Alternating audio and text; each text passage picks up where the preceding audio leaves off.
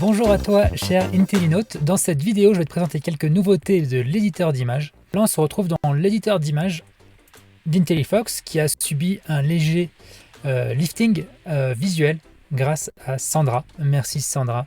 Ce que je vais faire maintenant, c'est recréer cette image à partir de zéro pour vous montrer comment j'ai fait.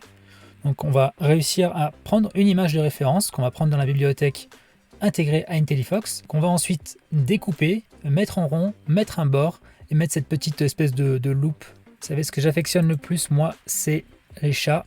Donc, on va chercher une photo de chat. Voilà. On va prendre un joli chat. On va prendre ce chat. Voilà. Ce que je vais faire, c'est que je vais dupliquer l'image. Et je vais aller dans le menu découper l'image, ici en haut à gauche. Et je vais sélectionner l'œil du chat. Son œil gauche. Là, je vais faire appliquer la découpe. Ce qui se passe à ce moment-là, c'est que ça vient prendre exactement la zone et ça la met à la place de l'image, donc sur la droite. Mais ça autorise quand même l'image à être plus grosse que le cadre de ce que j'ai sélectionné dans le découper l'image.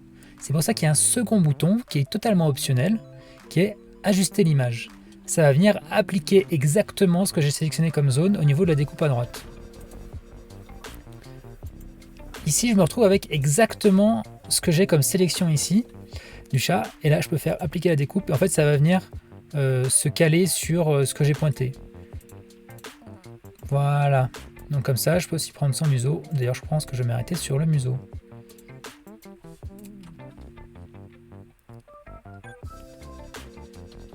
Sauf que moi, ce que je veux, c'est quelque chose de plus carré. Voilà, donc c'est très bien. Je peux réajuster mon image. Mon but, ça va être de mettre les bords arrondis. Donc là, je sélectionne l'image, je vais dans filtre, je mets les bords arrondis à fond. Ça me fait une image ronde que je vais agrandir un peu. Voilà, donc ça c'est le détail du museau du chat. Ensuite, pour appliquer le bord, ici dans filtre, maintenant il y a une nouvelle option qui s'appelle bord. Clique sur activer, on sélectionne la couleur du bord. Je vais mettre dans un orange sombre et l'épaisseur du bord. Là on le voit pas très bien parce que l'objet est sélectionné, mais on le verra très rapidement si j'augmente le bord. Voilà.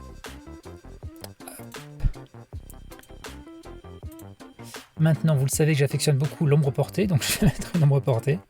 Voilà. Donc cette partie là de l'image elle est faite. Maintenant je vais faire la petite loupe qui apparaît sur le chat là où l'image était.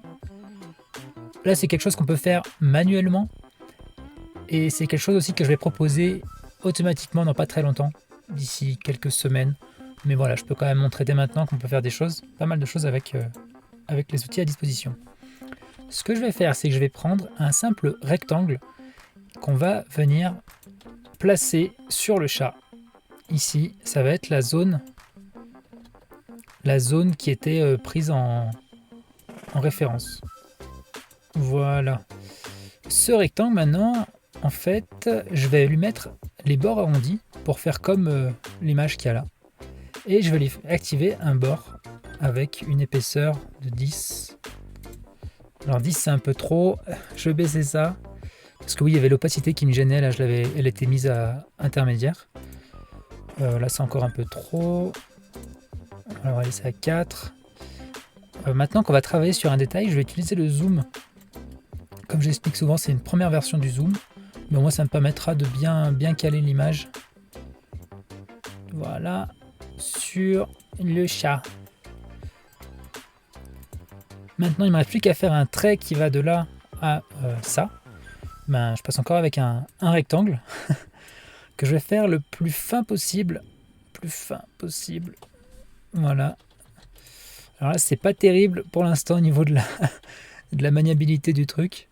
Mais j'ai mis des contrôles clavier maintenant, donc en fait on peut déplacer ça avec le clavier, c'est ce que je fais là, parce qu'en fait quand il est comme ça, il devient difficile à contrôler.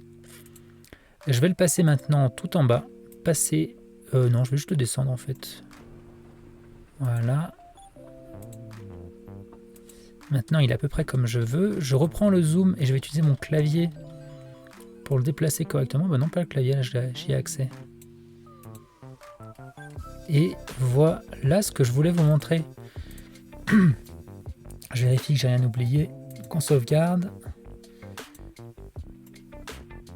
Par rapport à l'image que j'avais montrée de base, il n'y a pas de mensonge sur la publicité. Non, j'ai repris tous les éléments, mais avec un animal différent.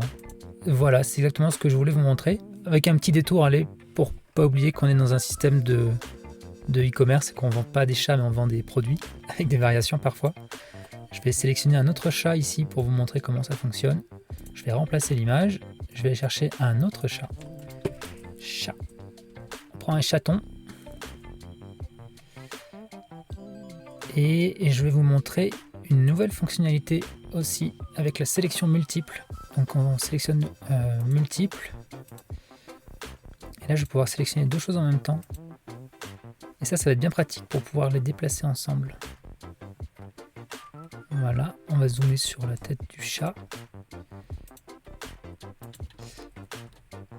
Je vais aller rechercher l'autre image. Pour l'instant, il faut aller rechercher l'image comme tu l'as fait la première fois. Donc je vais refaire pareil. Ça aussi, c'est des choses qui seront améliorées dans le futur. Il est là.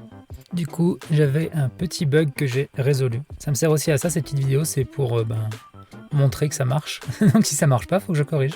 Là, ce que je voulais vous montrer, c'est que du coup, j'ai changé l'image pour correspondre à l'image que j'avais mis dans cette variation. Mais la découpe n'est pas bonne. Je retourne en découper l'image. Je bouge ma découpe pour me mettre là où j'ai sélectionné, donc ici le petit minois de ce joli chat. Je vais appliquer la découpe. Et voilà, c'est tout ce que je voulais vous montrer pour cette vidéo. Avec un montage qu'il est donc très simple de faire et d'utiliser pour différentes variations, de customiser. Voilà, chers Intelinotes, j'espère que cette vidéo t'a plu. Il y aura d'autres nouveautés qui vont arriver dans les prochaines semaines sur l'éditeur d'images, donc tout ça n'est pas fini, mais ça, c'est quand même quelque chose qui peut faire une différence dans tes fiches produits dès aujourd'hui, et donc je te laisse bien t'amuser avec. Je te souhaite une très bonne journée, et je te dis à bientôt.